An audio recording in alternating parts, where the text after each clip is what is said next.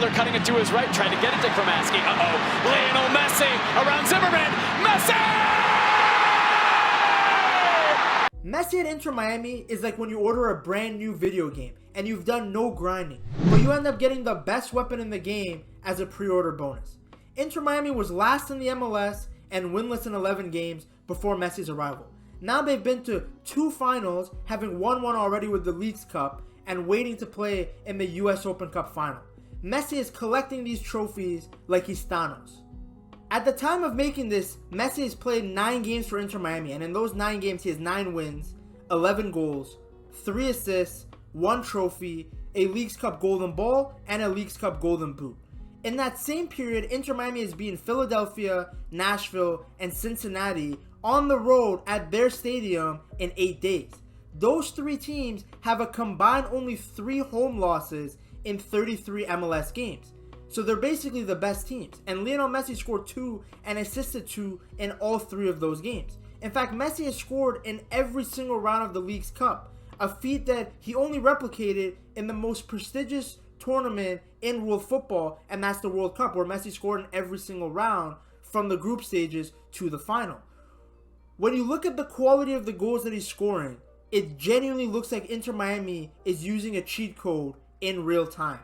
What Messi's doing in terms of carrying this Inter Miami team is only really comparable to what he was doing for Barcelona in the 2018-2019 season. Now, I don't want to discredit the impact that guys like Jordi Alba and Sergio Busquets have made to this team. Sergio Busquets has been incredible in terms of adding someone who helps with the build-up out from the back. The progression from the center backs to the attack has been made infinitely easier with the arrival of somebody like Sergio Busquets at the center defensive mid position.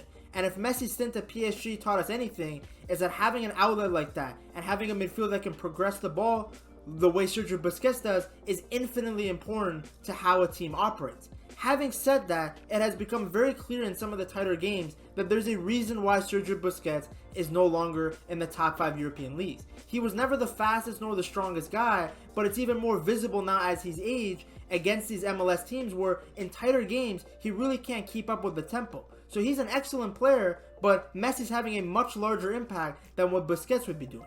Jordi Alba has also been very good, adding width to the left side, adding another technically sound player to the starting 11, and him and DeAndre Yedlin is an incredibly dangerous wing-back duo. However, Messi was already helping this Inter Miami team win games before Jordi Alba even arrived. And as good as Jordi Alba and Sergio Busquets are, without Lionel Messi, they will not be helping this Inter Miami team win games the way they are now. It is a team sport and everybody deserves credit, but when you're scoring a free kick in the last minute of a game to beat Cruz Azul on your debut, you're scoring a free kick against Dallas to equalize the game after your backline has already conceded 4 goals, or you're scoring from 40 yards out against Philadelphia and then beating 3 players to put a top bins against Nashville, I can't help but give more credit to Messi for these wins than any other player on the team.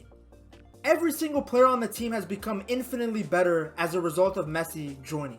Joseph Martinez looks to be returning back to the form that we saw him be when he was originally on Atlanta United. Robert Taylor has gone from a player that was considering quitting the sport to one of the best left winger / left-sided players that Messi has ever played with. The chemistry between those two and the combination plays has been so exciting to watch. In fact, he's been one of the other players to be actively competing with Messi for Man of the Match awards. Yedlin is looking like the right back that Newcastle, Sunderland, and Tottenham thought they were getting when they recruited him from the Sounders.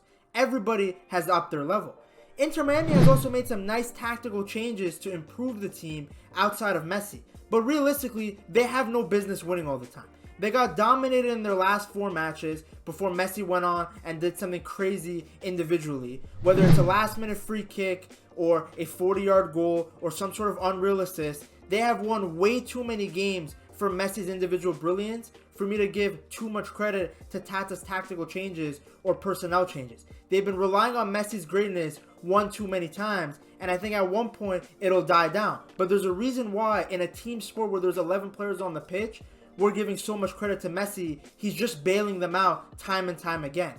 To showcase just how hard Messi's been carrying this Inter Miami team, let me provide you guys with an example. In the semifinal of the US Open Cup, Inter Miami decided to use a 5 at the back system, something that Tata Martino had not implemented nor utilized since Messi's arrival. They decided to use this against Cincinnati, the best team in the league. On top of that, Tata decided not to start Robert Taylor or Kramaski, two of the better players on this Inter Miami team outside of the big three of Lionel Messi, Jordi Alba, and Sergio Busquets. From the first half, it was obvious why this setup doesn't work. Inter Miami created no chances whatsoever, and it made it very easy for Cincinnati to neutralize Lionel Messi's impact. But of course, in traditional Messi fashion, he came up big with 2 assists to help Inter Miami come back from 2-0 down to 2-2 and eventually winning the game on penalties. One of the assists was one of the best crosses I've seen in a while. In the dying moments of the game, in the 98th minute of the match, where tactics and personnel choices frankly go out the window, Messi decided to show up when the lights were the brightest and put a perfect cross, inch perfect, on top of Campagna's forehead, where all he had to do was just put it into the net. In previous games, Messi had shown his goal scoring ability. Now he showed his playmaking ability. They had done a great job of limiting the pockets of space and limiting his time on the ball. But the thing with Messi is he's the complete package as a player. He isn't able to score, no problem. Instead, he comes deep, collects the ball, begins to playmake at the highest level, and he's able to help Inter Miami from a position where I don't think any other player in the world would have been able to help him come back. What makes Messi's greatness that much more satisfying is how humble he's been throughout the entire process. Evident most by how he operated during the trophy ceremony, giving DeAndre Yedlin, the original captain of the Inter Miami team before Messi's arrival, the armband and asking him to lift the cup. He's been incredibly vocal with his teammates, ensuring them that they will win games in tight moments, giving them confidence and motivation that they can and will overcome these obstacles.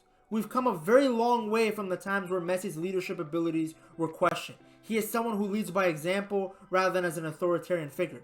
Just look at the fact that he goes first for every single penalty shootout rather than waiting to go as a 4th or 5th penalty kick taker just so he can celebrate in front of the cameras.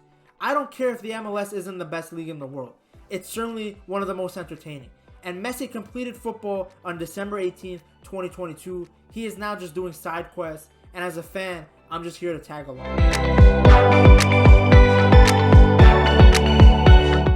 If you enjoyed that video, I'm sure you'll like this one even more. Give it a watch.